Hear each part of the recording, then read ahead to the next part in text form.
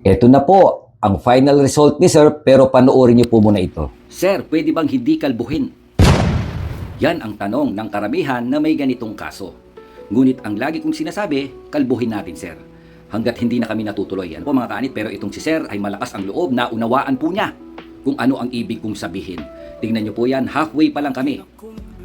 Lumabas na, nag-reveal na, no? Yung mga nakatagong bald areas.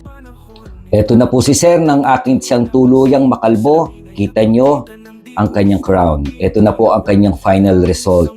So, iisa lang po yan. Si Sir, ano po, ayun po ang kanyang marking sa kanyang noo. So, ito na po yung final result ni Sir kahit yung sa likod niya at sa crown part. Ayan po ang before and after. So, ano po ang maganda dyan kay Sir kapag kinalbo natin siya bago in SMP? E di pantay-pantay po at balanse ang kanyang SMP. Hindi yung hirap ang artist na kung ano lang yung maliwanag, yun lang ang kanyang tinatatuan. At kapag tuluyan ng makalbo, ayun, lumitaw ang mga mapa-mapa. So si Sir pwede siyang magkalbo, pwede siyang magpahaba ng buhok dahil kompleto pa yung kanyang harap, pero mukhang dense kapag mahaba ang kanyang buhok. Sana mga kaanit, nakapagbigay po ako ng kaunting kaalaman sa inyo. Mabuhay po kayo. Shampoo o ng puti ng itlog, sinigurado ko mga plano ng olive oil na bumagsak din ang puto.